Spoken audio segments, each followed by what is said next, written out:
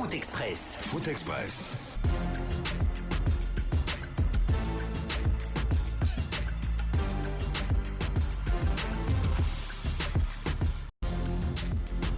17h avancée d'une petite unité dans ce somptueux et climatisé studio de Radio Espace et d'Espace TV.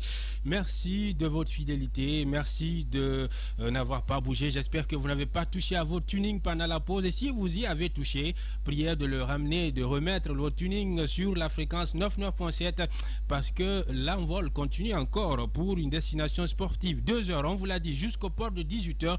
Le temps pour la rédaction politique de bien cuisiner, concocter son bulletin de santé et la rédaction qui va confier sa voix à Ousmane Tounkara qui va bien vous décliner le bulletin de santé de la Guinée, de l'Afrique et du reste du monde. Quant à nous, personne n'a bougé, on est tous là dans le studio. Abdulkhadr Dramé est là, Ibrahima Sori, Diaby Véron, n'est-ce pas? Ils n'ont pas bougé dans le studio, n'est-ce pas, coach? Et j'ai soif même de reprendre encore mes analyses. Bien, Amidou Kibola également n'a pas bougé de ce studio. Bouger, je suis ici. Bien, tout le monde est là, toute l'équipe au complet, mesdames et messieurs. Coach Véron, on était en train de parler de ce bilan, toujours du Sili national de Guinée. Je vous demandais, est-ce qu'on peut s'attendre à une installation d'un Connor en Guinée? Vous aviez été affirmatif, oui affirmatif, mais de façon très enthousiaste. Non, pas de Connor. En vertu non, de quoi? Oui, non, pas de Connor, comme on l'a toujours dit dans ce studio. Vous vous rappelez, il y a 2 ou s'il faut maintenant 4 semaines, on disait qu'on n'avait plus besoin du comité de normalisation dans notre football. Et je pense qu'il ne peut pas y être parce que, pour la simple raison, il y a un comité de normalisation, c'est quand il y a crise entre les acteurs. Par exemple, les membres du comité exécutif n'arrivent pas à se comprendre et s'ils s'alignent et ils arrivent à faire une pétition, certainement il y a problème. Et au niveau des membres statutaires, si c'est le cas, on peut aussi parler de Connor. Okay. Mais aujourd'hui, nous ne sommes pas là-bas. Vous avez vu les correspondances de la FIFA, c'est toujours parler de l'élection, de l'organisation de cette élection. C'est parce qu'il y a problème à ce niveau. C'est ce qui doit être réglé. Mais aujourd'hui, quand on parle de Connor, on revient encore peut-être à tordre nos textes parce qu'on sera obligé de toiletter, comme ça se dit dans ce jargon courant. Et on n'est pas à ce niveau. Et forcément, les acteurs du football, aujourd'hui, il y a un qui écrit à la FIFA, qui est l'AS Kaloum, mais les autres sont là, ils écoutent, ils observent. Au niveau du comité exécutif, il y a des réunions, ils s'entendent ils s'alignent sur la même ligne pour toujours répondre à l'attente pourquoi pas du public. Donc moi je pense qu'il n'y aura pas de Connor et ça ne doit même pas exister. Si la FIFA vient, c'est pour nous aider comment organiser. D'ailleurs, on va avoir le secrétaire général qui va nous dire les raisons de cette mission en Guinée. Parce qu'on se rappelle que la fédération avait été la première à demander l'assistance de la FIFA. Ils ont eu beaucoup de courriers. À chaque fois, je le disais ici dans l'une de nos émissions où on disait premièrement, deuxièmement, troisièmement. C'est comme si voilà, on nous apprenait peut-être quelque chose que nous-mêmes on avait concocté, qu'on n'arrivait pas à comprendre. Et la dernière fois, on avait reçu un acteur de football. On l'avait eu d'ailleurs, il était notre invité virtuel qui disait qu'il était juriste en la matière. On s'est posé la question, vous êtes là et on a eu tous ces problèmes. Et chacun interprétait le texte en sa faveur. Et nous savons réellement qu'il y avait des Guinéens qui comprenaient ce qui était dans le texte, mais ils avaient des difficultés d'interpréter pour la simple raison parce que leur intérêt était menacé. Bien. Kibola, vous êtes circonspect. Oui, justement parce que ce que le consultant dit, le coach Véron dit, bon, c'est d'une part, c'est vrai, mais attention, parce que tout dépendra de la suite que la mission conjointe FIFA-CAF va donner. Parce que cette commission mission conjointe viendra avec pour objectif de rencontrer toutes les parties concernées par ce processus électoral. D'abord, il y a ce sont les 3 commissions qui vont être entendues. La commission d'éthique, la commission électorale. Oui, il y a le comité exécutif sortant, également les membres statutaires. Le secrétaire général. Il y a également les membres statutaires, je crois, selon la dernière publication de la Fédération guinéenne de football. Voilà, donc c'est à l'issue de ça, si on trouve un terrain d'entente pour aller au congrès électif, ok, mais à défaut, c'est qu'il faudra s'attendre à un comité de normalisation. Qu'est-ce que vous appelez terrain d'entente?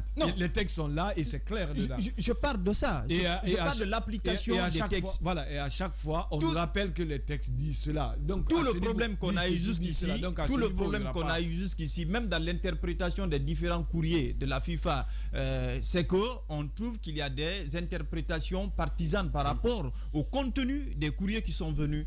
Donc, moi, je dis que les textes sont clairs. Ce qu'on a du mal à les appliquer parce que, d'une part ou d'autre part, les intérêts sont menacés. C'est ce qui est là. Maintenant, si on n'arrive pas, si cette mission arrive à Conakry, on n'arrive pas à trouver vraiment une solution, la suite, c'est qu'il faut s'attendre à l'installation d'un comité de normalisation. Un comité de normalisation, on le souhaite pas, on le souhaite vraiment pas, hein, on ne le souhaite pas. On ne le souhaite pas. D'un mandat, connaître deux comités. On ne souhaite pas que notre football soit à nouveau sous assistance respiratoire. On ne le souhaite pas, mais moi je le dis, j'insiste encore, ça va dépendre de la suite que va donner la mission conjointe à FIFA-CAF.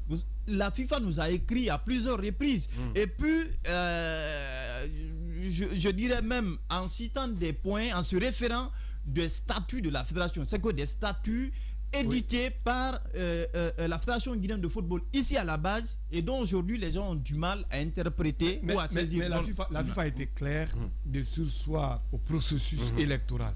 Et la mission qui vient, peut-être le général, la voix la plus haute, va nous expliquer.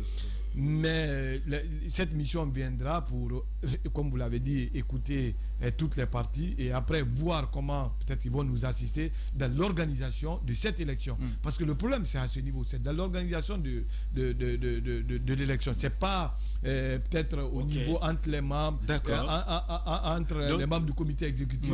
C'est pas entre les membres statutaires, c'est par rapport au problème de poste. Et ce poste-là, c'est aussi seulement le poste du président. C'est seulement le poste du président. Ça ne peut pas quand même nous envoyer jusqu'à mettre un comité de normalisation en place. Et si on ne trouve pas solution, coach, c'est là, le problème c'est à ce niveau. La mission de la FIFA, c'est pour venir écouter toutes les parties et après faire un rapport. Après ce rapport, il va y avoir des recommandations. Vous savez, au niveau de la FIFA, il n'y a pas...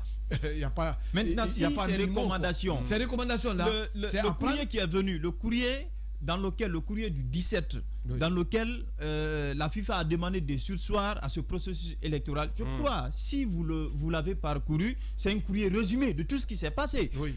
Le courrier qui a précédé, dans ce courrier-là, la FIFA ne parlait que d'un seul point. Mais le courrier du 17 mai, finalement, on nous a parlé de 4 points.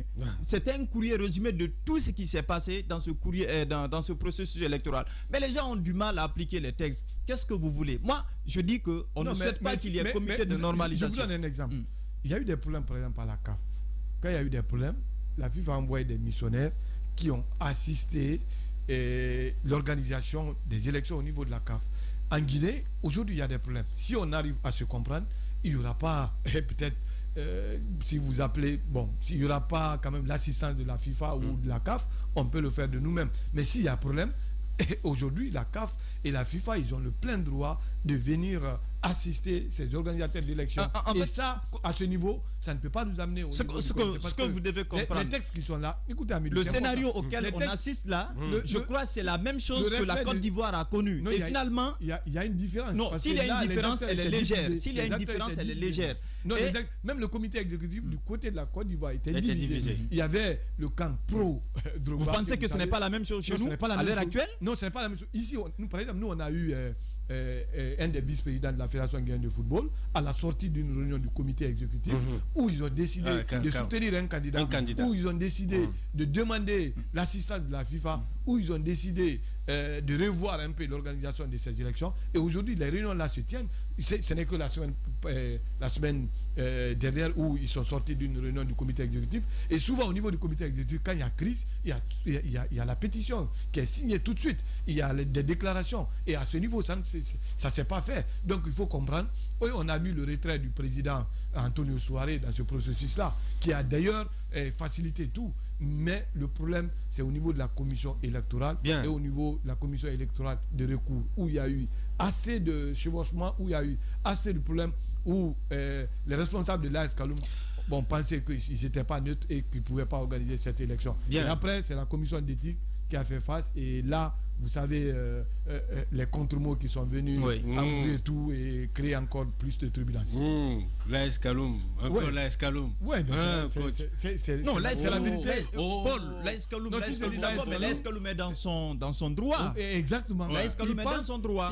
À un moment, ils ont demandé qu'ils ne reconnaissaient même plus cette commission. Donc, ça veut dire qu'il y a problème. Donc, il faut trouver une commission crédible où envoyer des gens neutres pour pouvoir les assister pour l'organisation de l'élection. Et c'est ce qui fut demandé par la Fédération guinéenne de football. Le général, quand on va l'avoir, certainement il va le dire.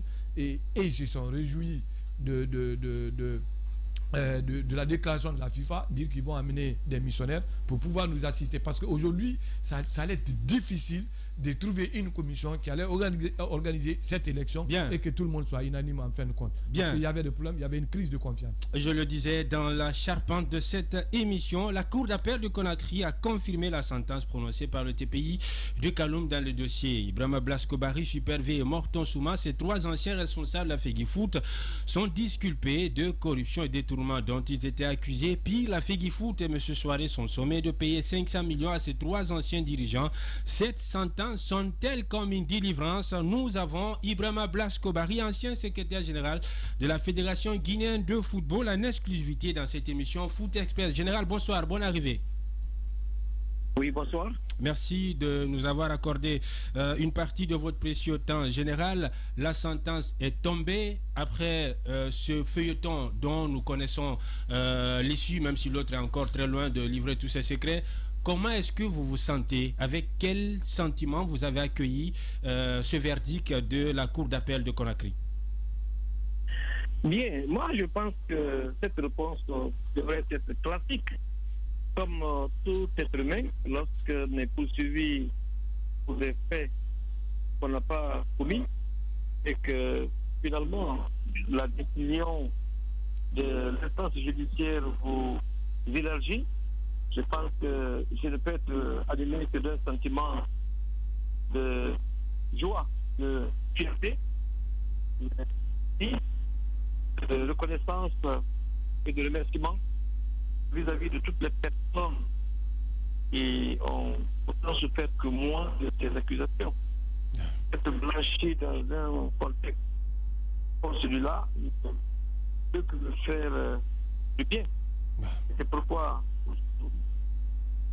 suis encore une fois très content et très comblé que je sois blanchi, parce que c'était très important pour moi-même, pour mon épouse, pour mes enfants, pour ma famille en général, mais aussi pour mes amis qui ont aussi souffert. Parce que c'est vraiment éprouvé par cela, tant moralement, physiquement, financièrement, que je sais encore. Je rappelle que vous avez même fait la prison à cause de ces accusations. Naturellement, j'ai séjourné à la maison centrale, mais je prends cela comme un destin. Et comme quelqu'un l'a dit, ton destin, si tu l'acceptes, tu te guides, si tu le refuses, il te traîne. Je pense que c'est ça, en tant que, je le dis, en tant que croyant et musulman, que ceci était prescrit dans ma vie et je l'assume donc, et je ne saurais considérer cela comme un fait anodin. Ça peut arriver à tout le monde et j'ai aussi été blanchi. Je n'ai aucun sentiment triomphaliste, encore moins de revanchard, mais je me projette dans l'avenir et espère que l'avenir est davantage promoteur. Justement, en parlant de perspective, de projection dans l'avenir général, est-ce qu'on peut déduire que cette sentence, cette délivrance peut faire office d'un possible retour du général Blasco dans les affaires du football guinéen, quand on sait que vous êtes quand même l'un des meilleurs secrétaires généraux de l'Afrique, sans démagogie aucune, général? Ceci dépend de ceux qui peuvent me porter leur confiance. Je ne peux pas aller pour être secrétaire général d'une fédération si je ne suis pas appelé. et je pense encore bénéficier de la confiance de l'ensemble des acteurs du football, et singulièrement du président de la fédération, en l'occurrence le président Anthony Soiré, qui avait plus que besoin de se faire entourer de l'ensemble, je ne suis pas le seul, de toutes les expertises pour que, n'est-ce pas, son programme qu'il a décliné pour ce pays dans le domaine du football soit réalisé. Et malheureusement, dans le cours de l'histoire, ceci n'a pu être fait, du moins en ce qui me concerne, et j'ose espérer que je peux servir le football puisque c'est ma passion.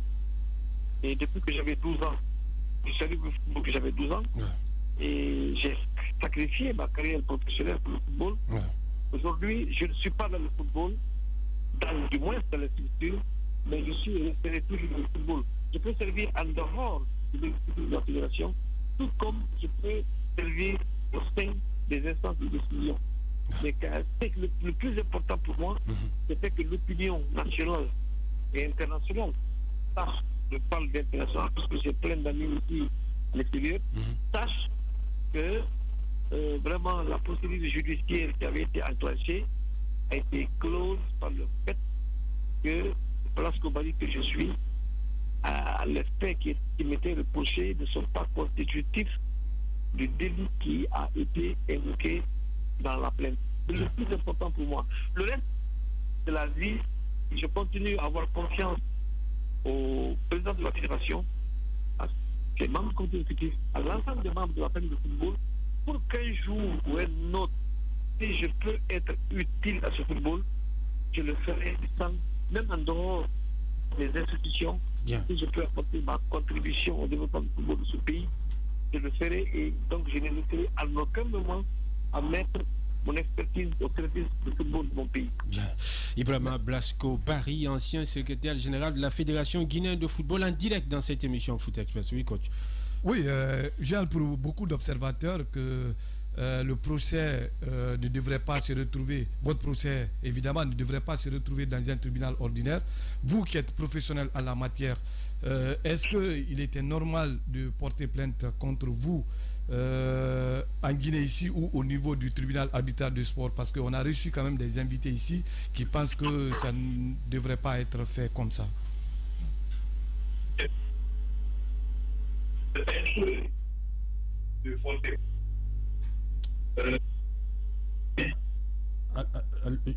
Général, allô? Vous êtes là? Général, vous êtes là? Bien, je voudrais que vous souteniez que je ne revienne plus sur ces aspects. D'accord. Pour la simple raison que le débat est clos lorsque la Cour a rendu son arrêt. Pour ce qui est des incidents de procédure ou de tout ce qui était, je pense que tout on a tenu compte de tous ces aspects certainement pour prendre la décision. Et c'est pourquoi, encore une fois, accepter que je ne me mette pas dans de revenir sur notre jugement, parce qu'il s'agit en ce moment encore d'évoquer des questions liées à ce procès. Et je pense que dès lors que la Cour d'appel a tranché, il ne me revient plus de revenir sur tous ces aspects juridiques ou procéduraux et nous ont amenés devant les institutions judiciaires du pays. Bien. Le plus important, comme je l'ai dit, je voudrais que vous acceptiez que je savoure ma joie d'avoir été blanchi et que peut-être un jour ou un autre, nous aurons l'opportunité de débattre ces questions, même pour l'histoire et pour une génération, parce que c'est aussi important de savoir comment ça se passe, et peut-être que l'on pourrait tirer des leçons dans les mois, dans les jours, mois et années à venir. Bien. Ibrahima Blasco Barry, peut-être une dernière question générale. Vous avez été accusé au moment où, disons, vous étiez membre d'une des commissions de la Confédération africaine de football. Vous étiez, disons, sur tous les fronts, vous étiez émissaire de la CAF, dans les compétitions interclubs de la CAF, les matchs officiels de la CAF. Est-ce qu'on peut, si on vous demandait d'évaluer les pertes que vous avez subies dans votre carrière? Ah ben oui, vous savez, je fais tantôt à l'entame de l'émission que c'est vrai que j'ai perdu beaucoup de choses sur le plan de la représentativité de notre pays sur l'échiquier africain international. Mais ça pouvait ne pas être moi. Peut-être que je ne suis pas le plus méritant certainement pour y être. J'ai eu la chance à un moment donné de représenter le pays. Et parce que chaque fois qu'on mettait Ibrahim Bassani, on mettait Guinée devant mon nom. Ça veut dire que je viens de la Guinée. J'étais commissaire de match à la CAF, à la FIFA. J'étais coordinateur général des compétitions, des événements d'ailleurs, de la Confédération. J'ai eu l'opportunité, la chance de coordonner beaucoup de compétitions africaines au niveau du continent, parce que j'étais coordinateur de la CAN au Gabon, de la CAN en Afrique du Sud, sans compter des autres compétitions de catégorie inférieure. Et j'étais membre des commissions permanentes de la CAF depuis 2004. Je siégeais donc au sein des commissions permanentes de la Confédération. Mais tout ceci s'est effrité par cela. Mais je n'en veux à personne, encore une fois, je dis que c'est le fait du destin. Mais ce qui, malheureusement, m'a fait mal, lorsque j'ai quitté toute cette sphère sportive, j'ai perdu, mais c'est la Guinée qui perdait avec moi, parce que c'est un représentant guinéen qui disparaissait sur l'échiquier, dans ses commissions et dans tout ce que je viens de vous évoquer comme activité au niveau de la CAF de la FIFA. J'ai eu le privilège et l'opportunité d'être le seul désigné africain comme scrutateur au congrès de la FIFA à Sao Paulo. Ça, c'est une chance inouïe qui vient peut-être une fois. Parce que ce n'est pas évident que sur 54 pays affiliés, que tu sois désigné pour représenter le continent, alors que d'autres l'ont été au niveau du continent européen, asiatique, la CAF, le CONMEBOL, et que c'est d'accord. Donc, c'est pas grave, je suis encore vieux relativement. Peut-être que, puisque je suis blanchi, et ceux qui sont dans ces organismes sont convaincus de mon innocence, ceux à l'intérieur sont convaincus de mon innocence. Je suis dans le cœur des membres de la famille du football, dans le cœur des dirigeants du football guinéen. Ça peut arriver un jour que j'y sois. Je ne dis pas que ça se fera formellement, mais dans la marche de l'histoire, vous savez, l'histoire prend parti sans être partisan, parce qu'elle prend la partie de la vérité. Peut-être que je reviendrai. Sinon, je souhaite que ça doit bien aussi qu'il y soit, afin que la Guinée profite au maximum des avantages liés à cette position au niveau des institutions internationales. Bien. Ibrahim Assoli Diaby, Véron, dernière question. Voilà, Général, à distance, certainement, quel est votre regard sur tout ce qui se passe dans notre football et quelle est la solution que vous préconisez? Bon, je pense qu'il faut absolument faire appel à une entente de l'ensemble des membres de la famille du football, parce que les crises répétitives au sein du football n'augurent pas la meilleure pour notre football. Et je crois que tout ceci est dû parfois à des sentiments, des frustrations, et il va falloir recoller les tissus, appeler tout le monde à se donner la main afin que nous sortions de cela. Et j'ai écouté tout à l'heure un journaliste qui parlait du comité d'organisation.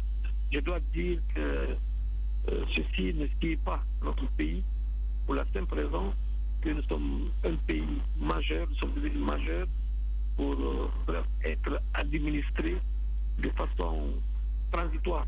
Encore une fois, il faut de la hauteur d'esprit, de la hauteur de vue, de l'ensemble des dirigeants, de l'ensemble des acteurs du football, pour que nous franchissions cette étape pour l'intérêt et le bien de notre football. Et c'est appel que je voudrais lancer.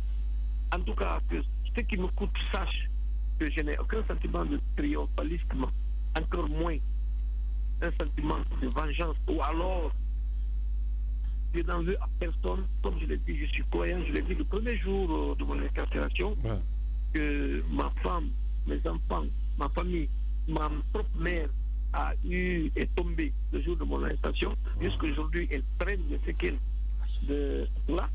Mais c'est le fait du destin. Donc, projetons-nous dans l'avenir. Prions Dieu que notre football continue à briller de l'échiquier africain international.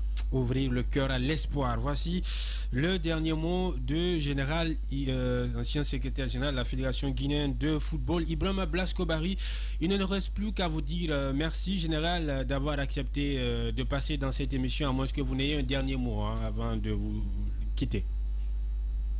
Merci beaucoup. Je voudrais simplement vous remercier tout le monde pour l'invite qui m'a été faite de m'adresser. Il vous souviendra que depuis 4 ans, je ne parle pas dans les radios parce que je ne voulais pas que les propos influencent tant soit peu la procédure, mais aussi, je n'allais pas être cru. C'est évident, parce qu'il y avait trop d'énervement, de rancœur, il y avait totale incompréhension.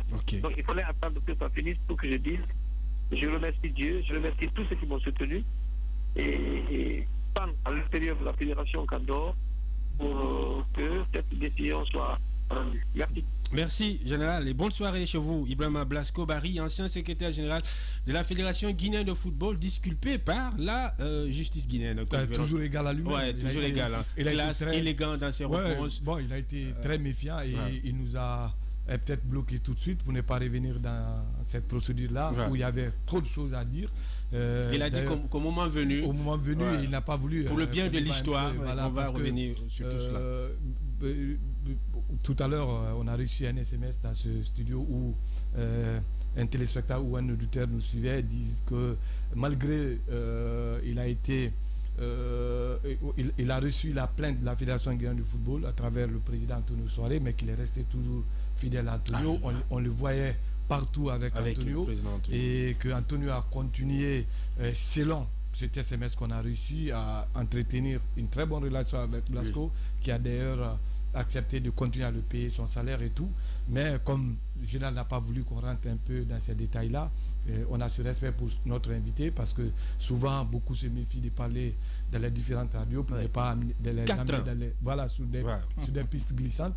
Et d'ailleurs bravo à Paul Fatia Pangoura qui a réussi, Paul Fatia Tunkara qui a réussi à quand même à le faire intervenir ce soir. Et je pense bien que ce qui retient mon attention dans son intervention, c'est l'appel qui a été lancé. Vous savez, aujourd'hui, le football, c'est un facteur de rapprochement, c'est un facteur social, c'est important que tous les acteurs se donnent la main. Aujourd'hui, il dit qu'on est mûr. Qu'on est mûr, exact. Je suis d'accord que je sois quand même rejoint par un professionnel en la matière quand je parlais du Conor. Ça n'a pas lieu d'être. Et c'est intéressant. Donc, à ce niveau, ceux qui sont du camp, je n'appelle pas Antonio ou de l'autre, moi je dirais de la gauche ou de la droite, que tout le monde essaie de mettre un peu de l'eau dans leur vin, que ce différend-là n'arrange personne et personne n'a intérêt que la Guinée soit derrière. Aujourd'hui, s'il y a des problèmes dans notre administration, aujourd'hui, s'il y a des problèmes entre nous, ça va être difficile de faire un résultat sur le terrain. Donc, se donner la main, c'est ce qui est intéressant. Et surtout, il a avancé un mot qui est intéressant aussi, c'est quand il parle du destin. On est dans un pays où on est à 95% des croyants. Donc, à ce niveau, tout ce qui arrive à l'homme, il faut comprendre que c'était écrit. Donc, il faut vouloir l'accepter. Ceux qui pensent que leur intérêt est lié à une seule personne, que son départ peut créer d'autres problèmes, ils ne savent pas ce que Dieu les réserve. Ceux qui étaient là au temps de Bruno, au temps de Salif Supervé, et ceux qui ont réussi au temps du président Antonio, ça peut continuer ou ne pas continuer. Donc, il faut accepter de rester derrière le destin et surtout aimer sa patrie, aimer la Guinée plus que soi-même, parce que c'est ça. Souvent, les gens pensent que c'est leur intérêt qui doit prôner, qui doit être au-dessus de l'intérêt de tous, et à ce niveau, ça reste compliqué. Moi, je pense quand vous avez des cadres de football comme Blasco, comme d'autres, et je pense bien qu'on n'a pas besoin d'aller chercher ailleurs pour venir régler nos différends ici. Il faut se regarder, on l'a dit, se dire la vérité, s'écouter, s'accepter et finalement notre dénominateur commun qui est la Guinée, le mettre en avant pour pouvoir trouver les solutions à nos différents problèmes. Pourquoi ne pas capitaliser toute l'expérience qu'il a trustée dans sa carrière? Parce qu'il a quand même, une carrière étoilée, très riche, avoir officié un peu partout en Afrique. On peut ne pas aimer l'homme, mais il faut reconnaître sa valeur sûre. Oui, D'ailleurs, vous l'avez mentionné, c'est l'un des meilleurs secrétaires généraux de l'Afrique, il faut le mentionner, sur le plan local ici chez nous. Il a fait ses preuves et puis on l'a vu dans des différentes commissions au niveau de la Confédération africaine de football. Tout cela constitue une fierté pour la Guinée parce que lui-même il a mentionné, partout où il passe, on parle quand même de la Guinée. Si son nom est écrit devant, on met la Guinée pour indiquer sa provenance. Donc tout cela est important.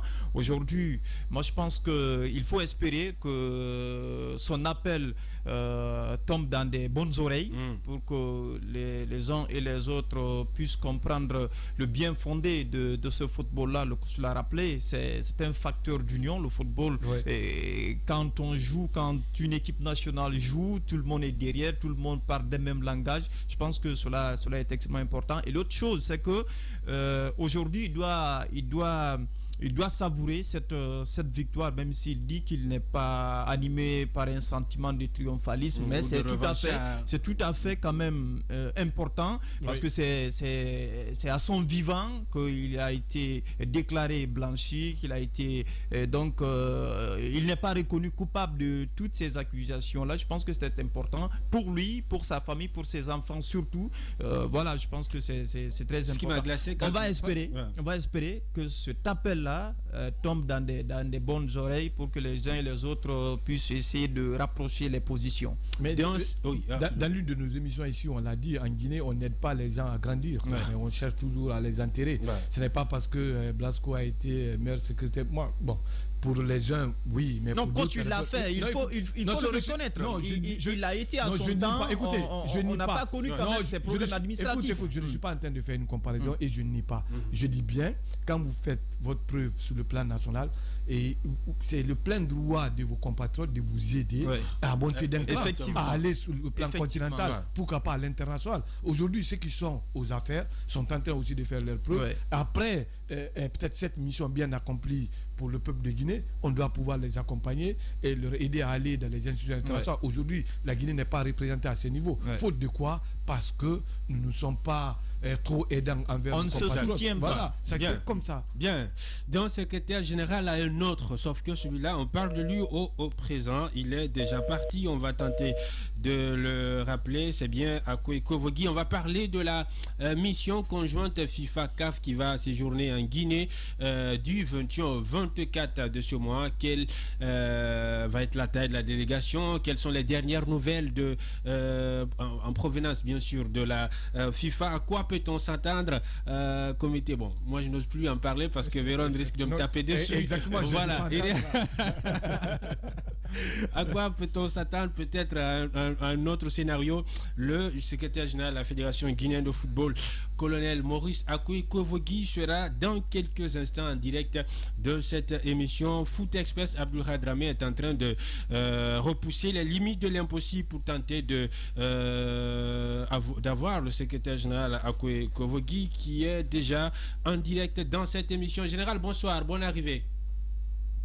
Je vous reçois facilement. Vous nous recevez maintenant, général? Je ne vous entends pas bien. Allez-y. Sportivement parlant, il faut faire un effort général. Déplacez-vous bien. Un tout petit peu. Prière de vous déplacer un tout petit peu pour une meilleure qualité d'audition générale. Non, moi je suis en voiture au bureau. Ah d'accord. Je pense que là c'est bon, c'est la bonne pioche, on va aller. Général, d'accord. La mission conjointe FIFA-CAF va séjourner en Guinée du 21 au 24 juin. Alors, rapidement, c'est le statu quo, c'est confirmé, c'est du 21 au 24, il n'y a pas de changement de date.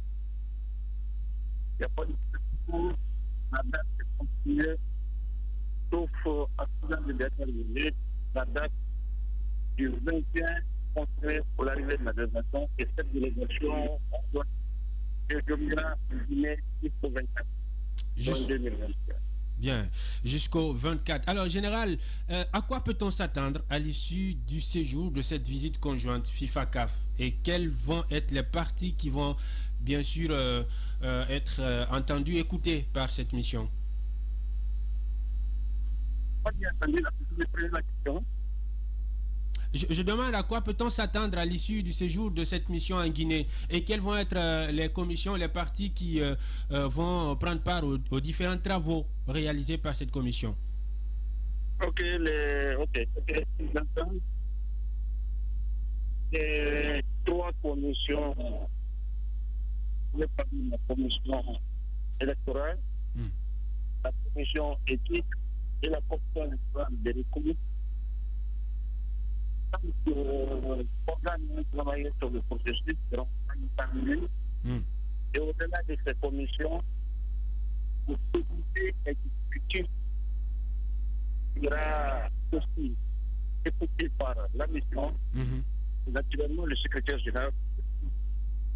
Ok. De travail avec cette commission. D'accord. Et les membres statutaires. Et les membres statutaires. Et les plaignants aussi. Justement, cet agenda a été élaboré par la FIFA. Ok. Mais il est susceptible d'amendement. Parce que je vois pas son importance.